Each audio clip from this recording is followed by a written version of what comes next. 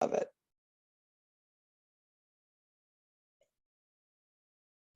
So we are starting on question 45. This is where the other students from the last class were. Let's see if somebody can beat the 34,269, okay? So here we go. Wait. We have to stop that. We have to give you the code. We'll just do this one together and I'll give you the code. The PIN is 403-4499. So you have a child who has leukemia, has a low platelet count. Does it matter if a child has leukemia or anything else? You have a patient, a client, you have a platelet count of low. What is your biggest concern? And it will always be bleeding. Platelets and bleeding go together. So that's something that you have to be concerned about. Okay. Can you say that number again? The PIN is 403-4499. 403-4499. So remember, platelet counts, you see them low, we're going to be worried about bleeding, okay? Which means no IM injections. IVs, hopefully we have a central line in that we don't have to be continually, trying to do that. We're going to watch their bleeding of their gums, urine, stools, bruising, et cetera, bleeding precautions. Is everybody ready? Thumbs up. Okie doke, let's go.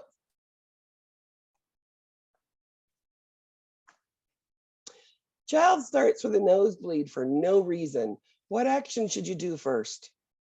You have epistaxis. What is the treatment for it?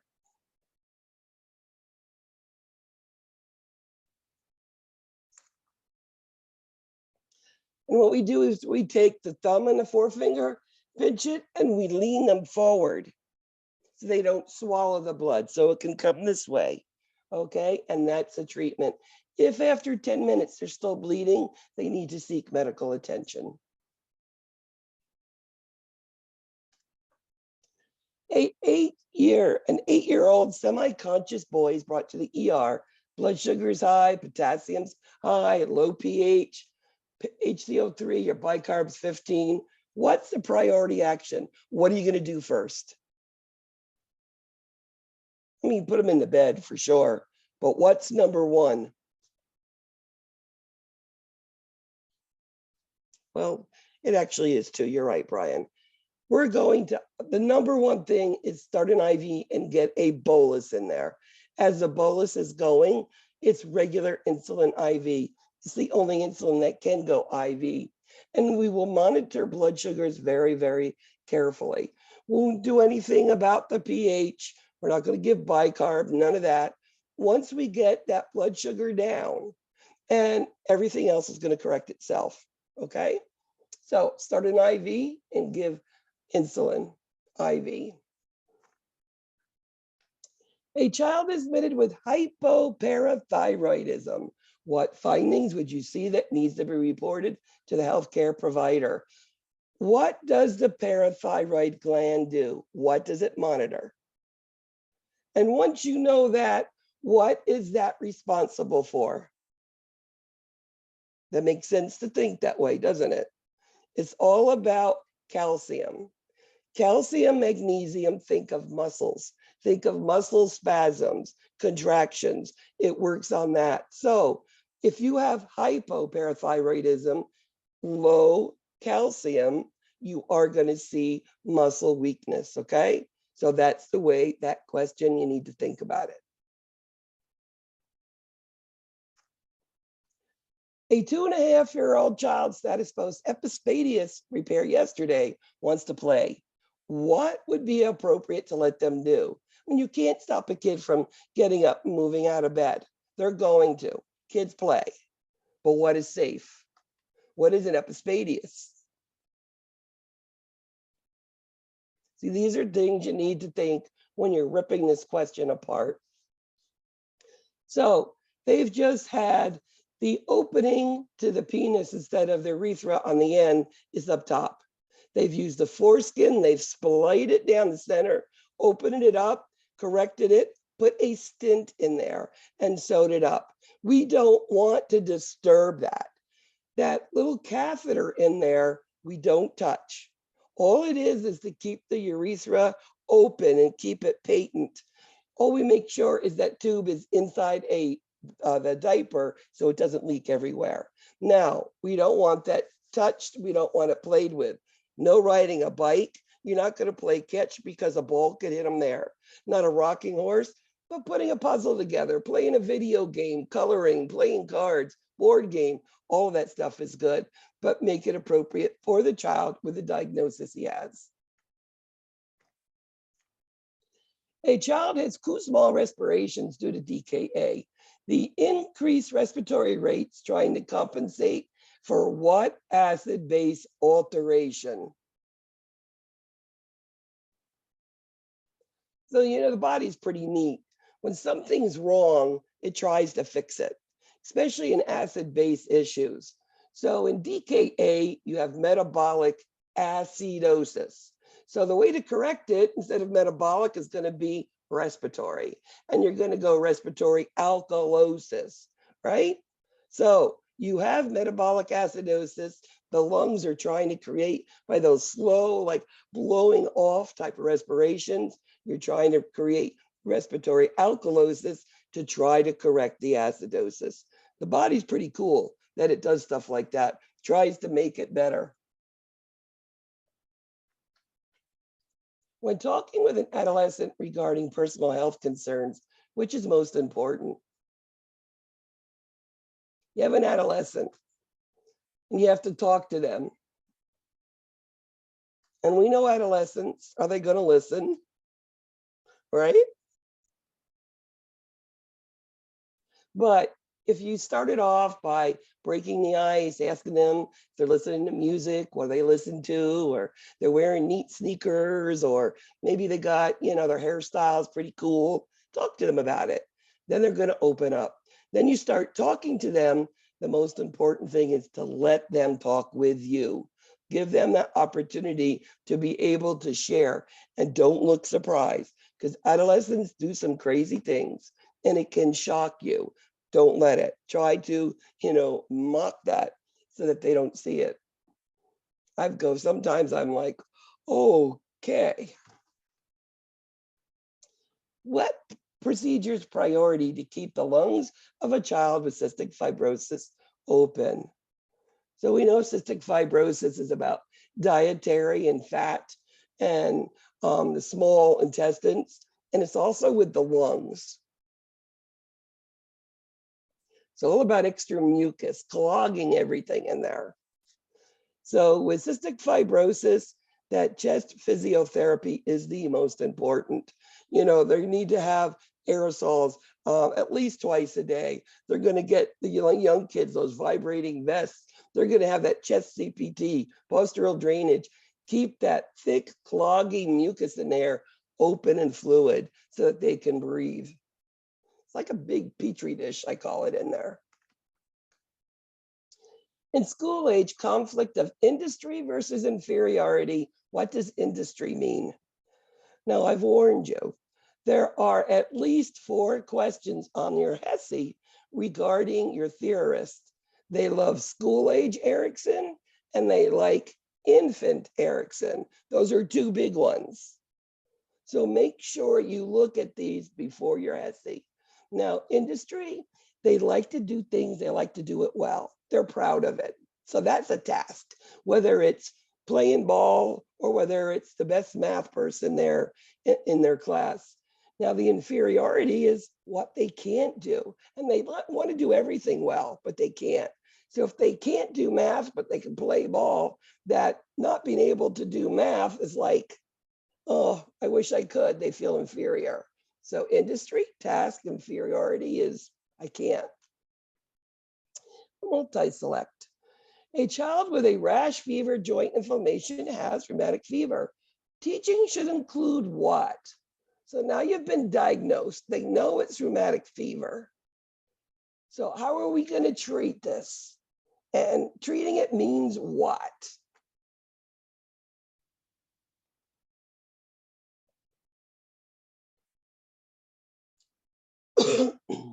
So we know rheumatic fever can cause heart valve problems, but you can never correct it once it's damaged. But we know that it's a strep infection, just like glomerular nephritis. Okay, that could be caused by the strep infection.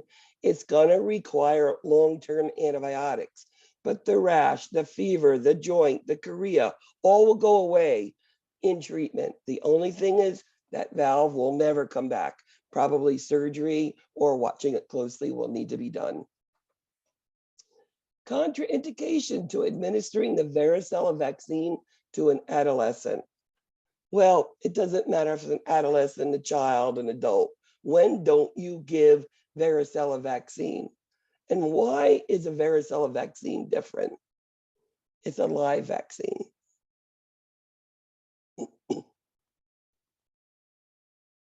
Live vaccines are not given to immunosuppressed people, adults or children, doesn't matter. And if you're on steroids, steroids render you immunosuppressed. Therefore, if you're on it, you can't take it, okay? Early detection of a hearing impairment is critical. Which one is of primary importance?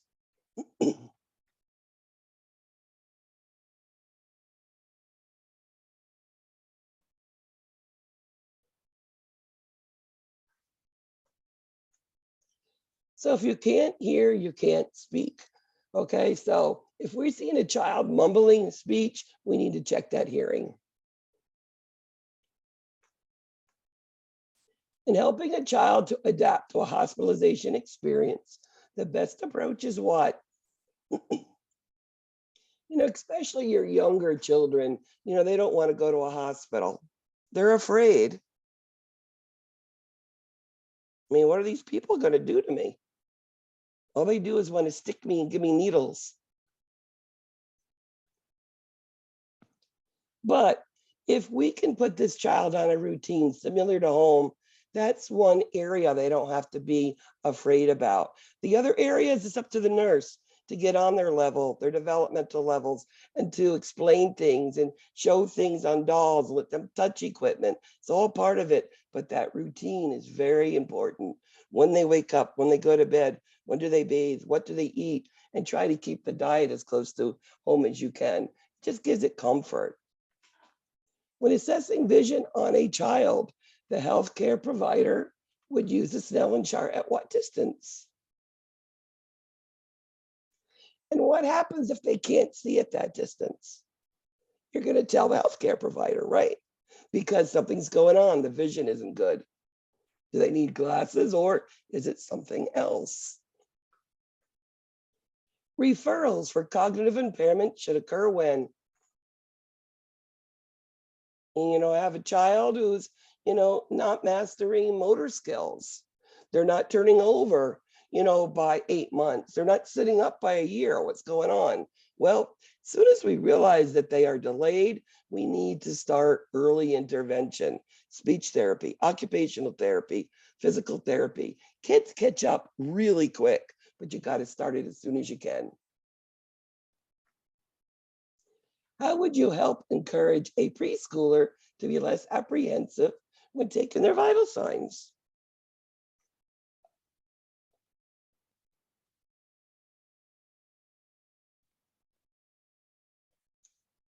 So again, let them touch with it, get on their level, discuss it, and then let them touch stuff and let them, push the button for you or say, hey, let's see if you get a 6 in your number, or let's say if you get a 9 in your number, make it fun, play a game.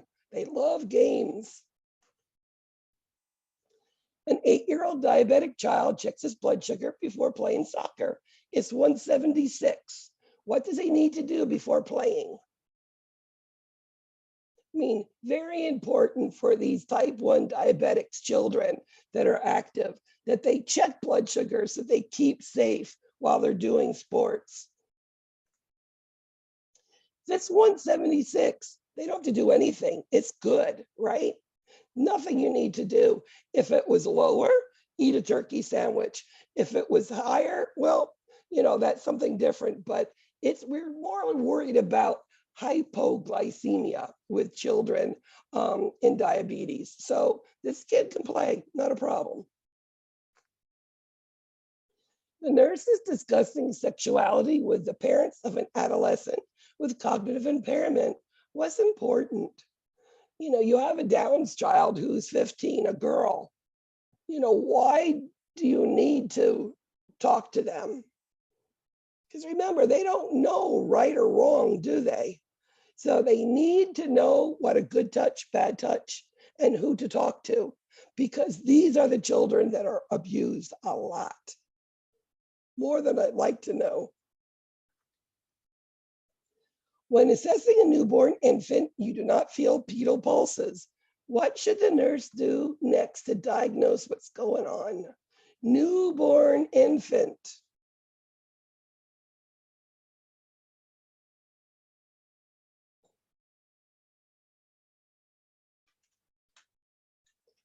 So, newborn infant, no pedal pulses. I am thinking coarctation of the aorta.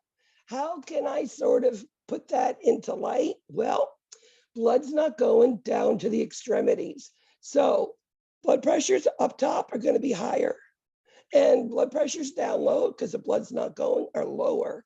If I see that, I know it's coarctation of the aorta. And this is something I would report to the physician, to the healthcare provider. What acid-base imbalance may you see with a child having profuse diarrhea?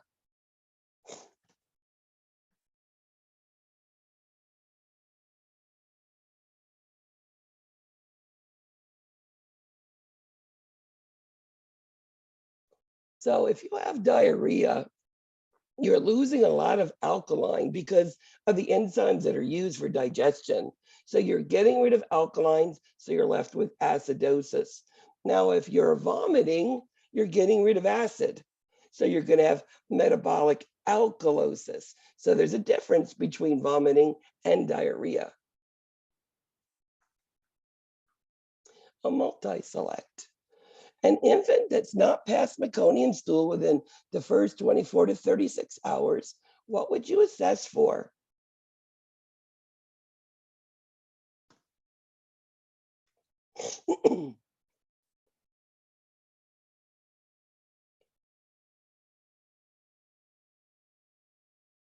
So Hirschsprung's, that big outpatching with no nerves, and it can't, put anything out, maybe a little ribbon stools, cystic fibrosis and hypothyroidism.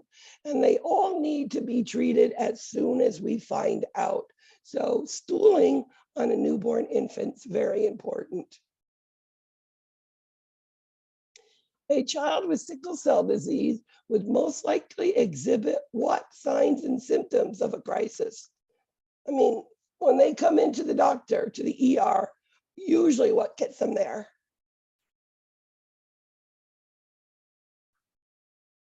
I mean, fever will always get them there because that's showing something's going on, infection.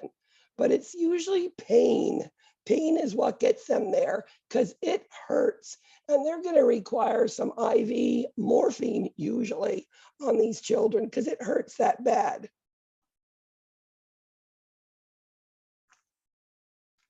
When teaching the child and family about celiac disease, which one of the food items is allowed? Now, when you're looking at questions regarding celiac disease and diet, because those are the questions they love, remember anything breaded, noodles, bread, chicken nuggets, these things are full of that flour, the wheat, the rye, the barley. But rice, they have now rice flour that works well, and they can use it for noodles and everything now, which is awesome. But you give these children wheat, rye, or barley, and it hurts. And it really causes severe stomach pain on these kids. A 6-year-old child goes to the ER because of abdominal pain, fever, and vomiting for the last day. What assessment's priority? What do you need to ask? I mean, is this a medical emergency or is this just a little gastro? Well, right lower quadrant's telling you it's, your appendix. So you really need to know where's the pain and describe it to me. What is one way to detect hypo or hyperthyroidism in children? Remember I told you there's one difference between the thyroid problems in adults and children. One difference. Hypo, you have the sparse hair, the dry skin, you have all of those things, but it's all about growth. You need thyroid hormone to grow. That's why every time you go into a doctor on ER, urgent care, you get a height and a weight on every single child. We want to make sure they're growing the way they should, whether too much or too little. What would be most important to report for an 8-year-old status post appendectomy with an NG tube to suction? So this appendectomy is peritonitis because you have an NG tube. So you have an infection, right? So knowing that, looking at these answers, what is the biggest problem? Well, neutrophils are your white blood cells that fight infection. They should be well over 1,000. If your neutrophil count is 400, what is fighting infection? Nothing. So this child could go into septic shock extremely quick. Okay, neutrophil counts, pay attention to questions with them. It's one of the things that can really put a kid very sick very quickly. Now, an NG tube output, that doesn't upset me. Urine output is good, pain scale, they're expected to hurt. But a neutrophil count, that is super dangerous. A multi-select. Signs and symptoms of hypertrophic pyloric stenosis.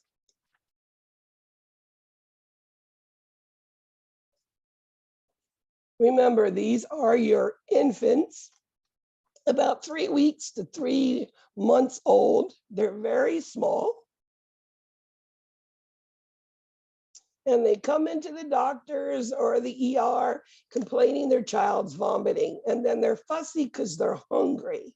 Now, if I see a kid, that size child, I'll say to the parents, does it dribble vomit or does it shoot across the room? If they're telling me it's projectile vomiting, the next thing I do is I take my hand and put it on their upper abdomen, like the right upper to right midline. And you actually feel it's almost like a marble. It's an olive size thing. And that is the muscle. It's so thick. You feel it. So projectile vomiting and that mass, and the kids are hungry, they're angry. So what do you do for that child?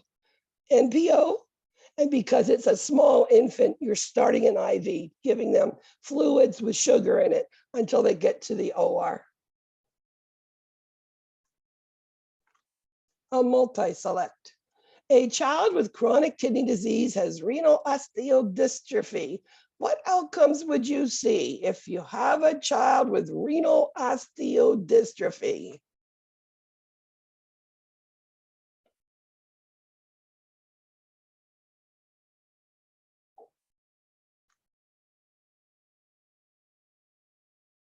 So in chronic kidney disease, you have a lack of vitamin D and you have a problem with bone formation because you need it for the bones. So your bones will hurt. They're going to be very short, so it'll be stunted growth. And of course, again, you'll see those low levels of vitamin D. It has nothing to do with the heart rate. There's nothing to do with that. It's all about lack of vitamins that are due that help the bones grow, which help a child grow normally. So we'll be monitoring vitamin D levels, right? You suspect an infant has cryptorchidism. How are you going to examine an infant to see, does he really have this? Well, number one, what is a cryptorchidism? It's when the testicles do not descend. They're up into the abdominal cavity. Now we know men, if they're cold and their testicles are out in the air, they're going to suck up in, they're going to shrink in. But if they're warm, they're going to hang better. So we want the infants to hang as best they can so we can really see if those testicles are in the scrotal sac or not. So make sure that room is warm, because if it's cold, you're not going to get a valid examination. A multi-select. What teaching would you give parents on how a hypospadias is corrected? Now, I've told you once. Now, which ones are they?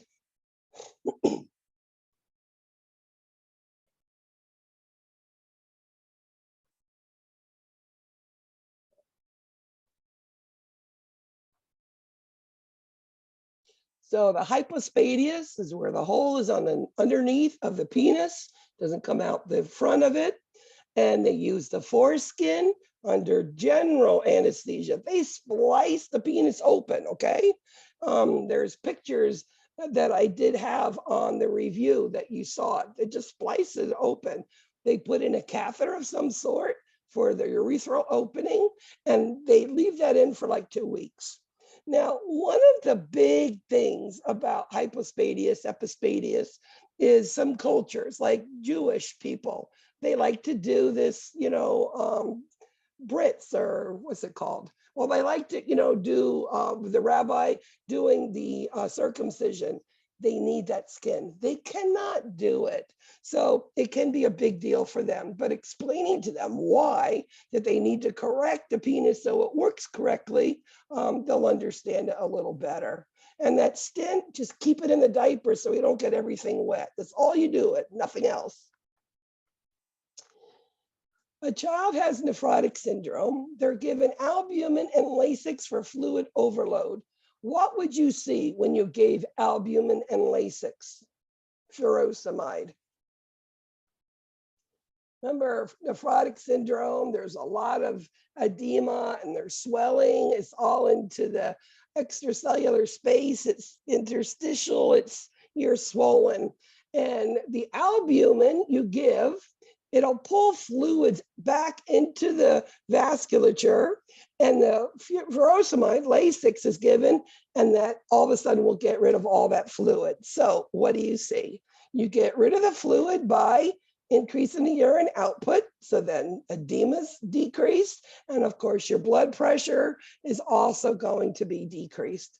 If you were breathing hard, you probably would be breathing better too if some of the fluid was in the lungs. So release of fluid, many of those things could have happened. A multi-select. An adolescent has a BMI of 90%. He's complaining of frequent urination. What test can you anticipate the healthcare provider doing? In that information, what do you see? Well, frequent urination. All right. We can figure out, let's do a test to look at that to be sure it's not an infection. BMI of 90% is quite high. So maybe it's diabetes, right? And if we're frequent urinating, are we getting rid of electrolytes? So urinalysis, hemoglobin A1C, and electrolytes. With no x-ray, it's going to do anything. That's not showing us nothing. A child falls in a thick bush and he's covered with prickers and he's complaining of severe eye pain. What do you do? What are you going to do with that eye? Severe eye pain. What are you going to do?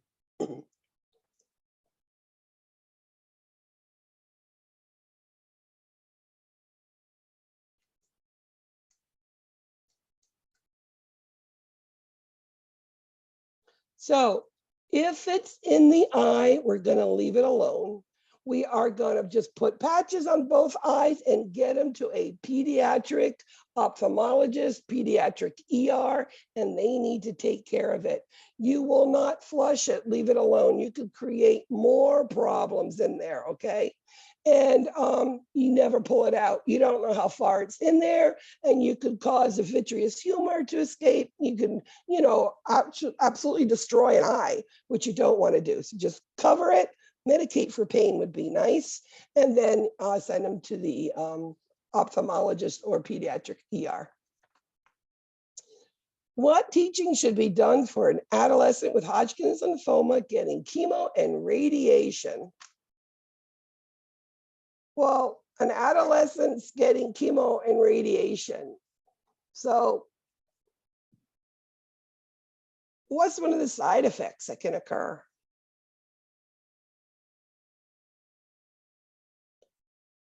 And it's the risk for infertility, which is the big one.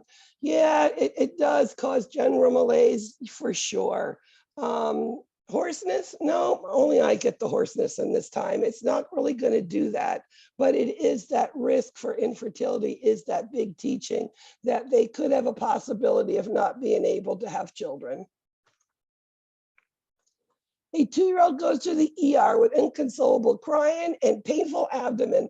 What finding shows you this is a medical emergency? It's a 2-year-old. Their tummy hurts, they're crying. You could see that no matter what you do, this child hurts. How do you know what's going on? And it's that current jelly stool. And what does that mean? This child has intussusception. An inconsolable crying, painful abdomen. Those intestines had sucked up onto each other. You see current jelly stool in their diaper, and that's telling you that you need to get those intestines out. Do your ultrasound. If they need to do some sort of procedure to open it or surgery, they need to do it quick. There's nothing you could do to help the pain until the intestines comes back out where it should be. So current jelly stool, intussusception. When assessing a 2-month-old with vomiting, what questions should you ask the parent? 2-month-old is vomiting. What are you going to ask the parent?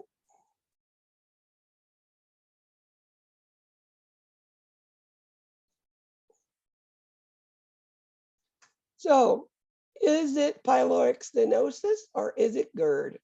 That's really what you're looking for here. So the forcefulness across the room, or is it dribbling? And that's going to depend on what your treatment's going to be. It's another way of talking about pyloric stenosis, wasn't it? You notice a 2-year-old child with congestive heart disease, heart rate's decreasing. What other information do you need to report to the healthcare provider? So you see the heart rate used to be 120, now it's 90. And you need to call the doctor. What's he going to ask for, basically?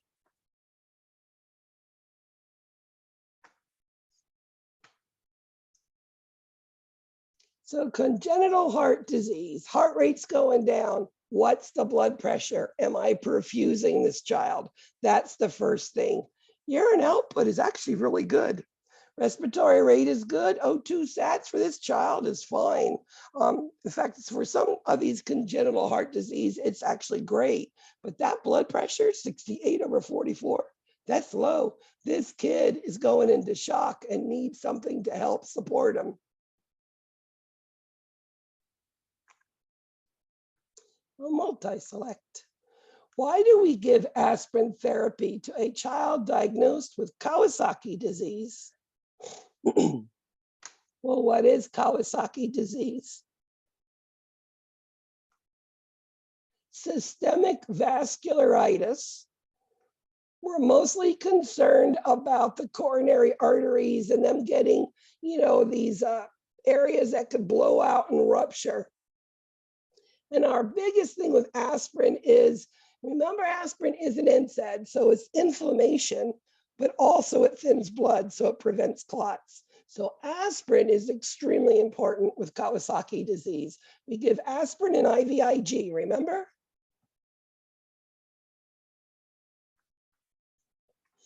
A multi-select. What lab test should be monitored for a child with congenital hypothyroidism?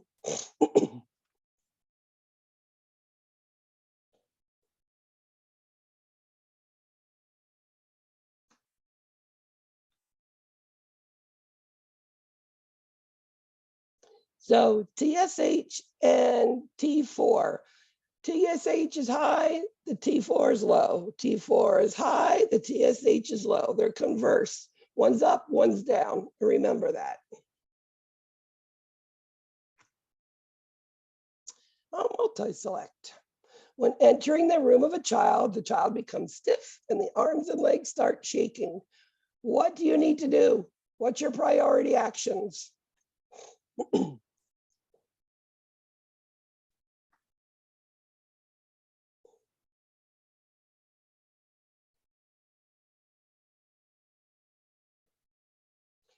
So call for help, of course. You're going to notice the time, what goes on. You're going to turn the kid to the side. You're going to clear the bed of anything, lower the head, get the pillow out. If you can, side rails up, pad the rails, protect. This is all about safety in the child and then monitoring and being able to document what happened during that seizure, which is actually what you're seeing. A 3-year-old boy has a waddling gait and falling. He's admitted for testing. What examination should you anticipate? Well, what is a waddling gait falling boy, 3 years old? This is Duchenne muscular dystrophy. How do you look at that? And that is through that electromyography. That's the EMG. Lumbar puncture has nothing to do with this. There's no infection here. So a lumbar puncture is only for infection, okay? They're waddling and falling, muscles, something's going on. So Duchenne is a progressive muscle wasting. So we do this EMG to see if the muscles are working. You hit the nerve, see if they spasm. Remember to tell the child and the parent they will be uncomfortable afterwards, and make sure they get Tylenol or Motrin or something, but it's only for a little bit. It's only temporary. It's not going to last a long time. A mother calls the clinic about her child. She's playing in the woods. She has a rash that is spreading. She asks, what over-the-counter medicine is good?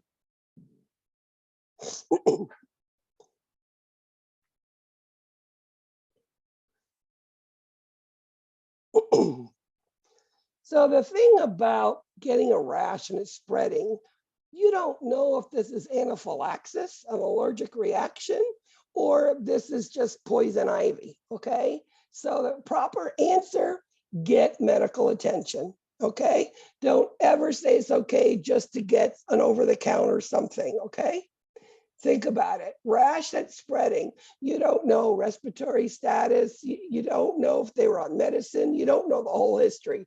Get them to medical attention. The mother calls the clinic and a friend of her child has ticks from playing in a field. What do you tell the mother to do? You know, these kids are in the woods, they're in the field, they're getting rashes, they're getting ticks.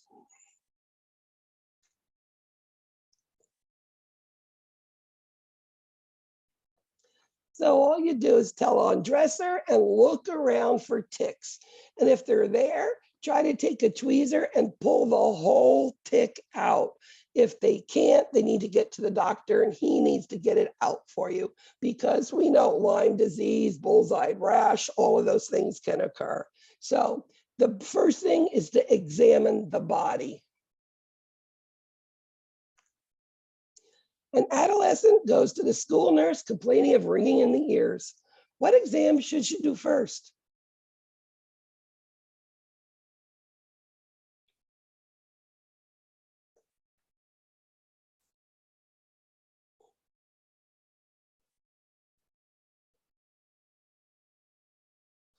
So first thing, complaining of ringing in the ears, first look inside.